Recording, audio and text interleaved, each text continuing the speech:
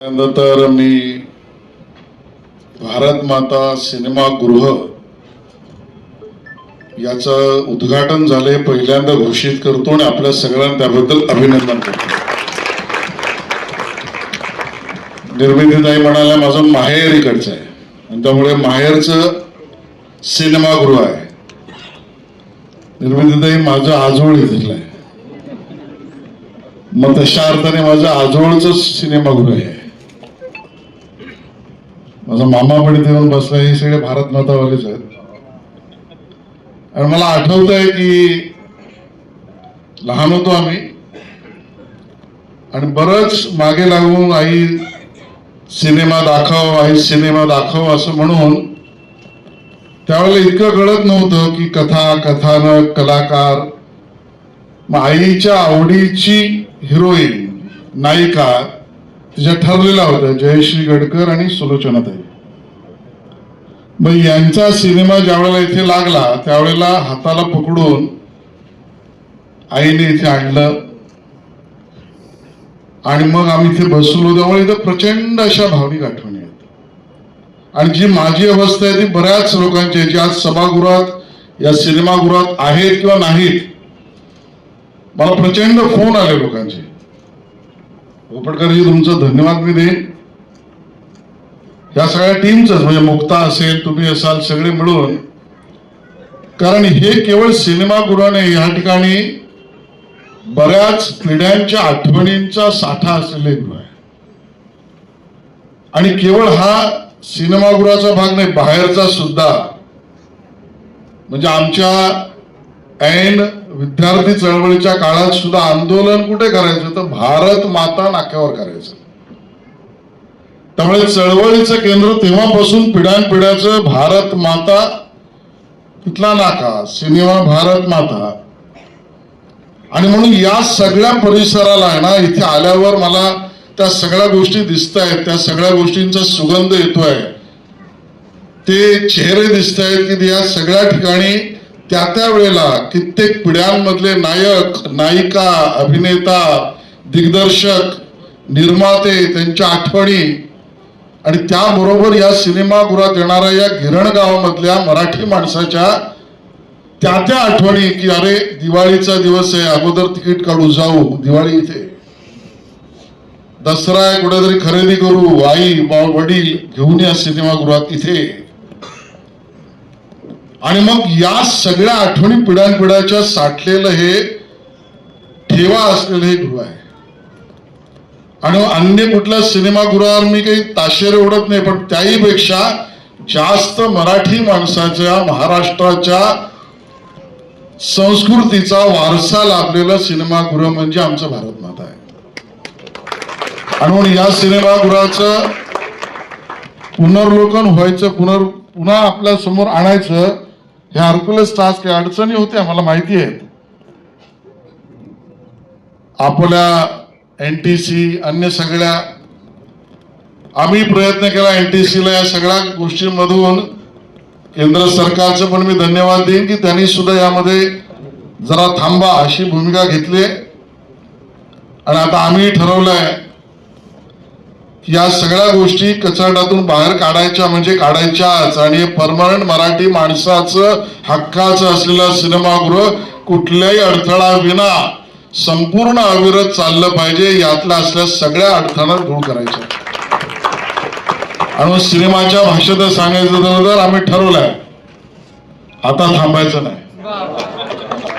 आणि म्हणून या भावनेनेच या सगळ्या सिनेमागृहाची वाटचाल पुढे व्हावी. मी मुद्दामून झी समूह आणि पाटील तुम्ही आणि डिस्ट्रीब्युटर्सचं काम केलेले तुम्ही किंवा तुमच्या सगळ्या टीमचं मी धन्यवाद देईन की मराठी सिनेमाचा पहिला प्रीमियर इथे तुम्ही केलेला आहे. आणि याच पद्धतीने सिनेमागृह चालवणं, त्यात जी काही अडचण लागलीच, कारण एक पडदा सिनेमागृह चालवणं ही सोपी गोष्ट नव्हे. आणि ती मल्टिप्लेक्सच्या जमान्यामध्ये आणि मराठी माणसाला म्हणजे हात जोडून विनंती आहे की हे चाललं पाहिजे, यासाठी तुमचा आशीर्वादही हवा. तुमचा आशीर्वाद व्हा, तुम्ही द्यालच. हा एक पडदा सिनेमागृह चालवणं त्याच्या असलेल्या अडचणी खूप आहेत, मला याची पूर्ण माहिती आहे. या रखरखावासाठी लागणारा खर्च अगदी एसी पासून, लाईट्स पासून आणि असलेला तिकिटाचा दर याची सांगड घालणं हे सिनेमागृह चालवणाऱ्यांसाठी खूप मोठं कष्टाचं काम असतं. आणि त्यात मराठी सिनेमे आपल्याला चालवायचे आहेत. होय, आम्ही अनुदान देतो, पुरस्कार देतो. अगदी पाटील तुम्ही म्हणालात त्या पद्धतीने, होय, करोनाच्या काळात जे आमच्या मित्रांनी सिनेमा अर्धवट राहिले, अर्धवट रखडले, अडकले, उशिरा आले, त्या काळातला त्यांचा जो नुकसान आहे ते सुद्धा आपण 1-2 नाही 93च्या वर चित्रपटांना त्या ठिकाणी अनुदान दिले. 24 कोटी रुपये अनुदानाचे त्या ठिकाणी हक्काचे आपण त्या सगळ्यांना देण्याचा प्रयत्न केला.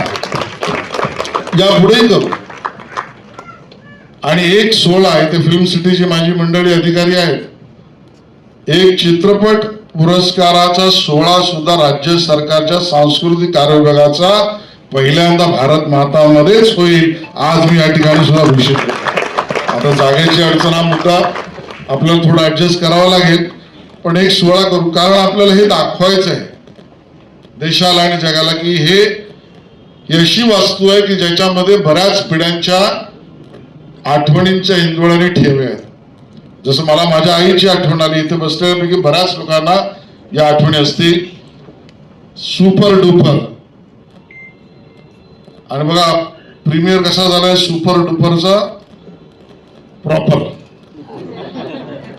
अतिशय चांगला आहे. त्यामुळे प्रोग्रेसही चांगला होईल.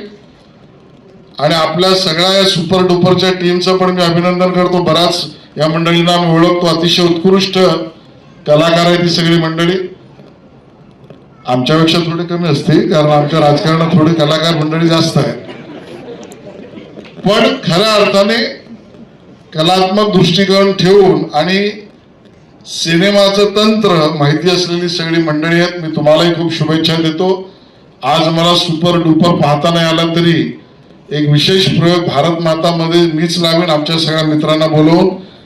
म्हणजे त्यातनंही अशी एक पद्धत सुरू होते की लोकांनी एक शो स्वतःहूनच घेतले पाहिजे आणि या भारत मातामध्येच घेतले पाहिजे, अशा स्वरूपाचं आहे. मला वाटतं बाकी व्यवस्था आहे ते उपटकरची वडा वगैरे सगळ्या व्यवस्था नीट असतील आणि म्हणून त्या पद्धतीने आपल्या सगळ्यांना आनंददायी वेळ या ठिकाणी जावा.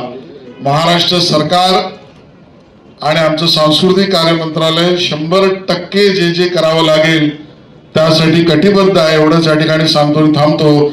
जय हिंद, जय महाराष्ट्र. धन्यवाद सर.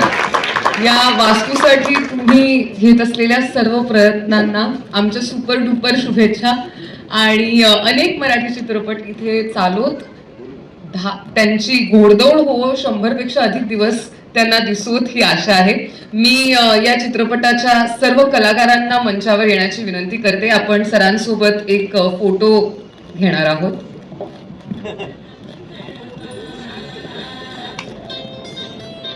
त्यासोबतच जोरदार टाळ्यांमध्ये स्वागत करूया झी स्टुडिओजचे chief business officer Umesh Kumar Bansal sir यांचं देखील.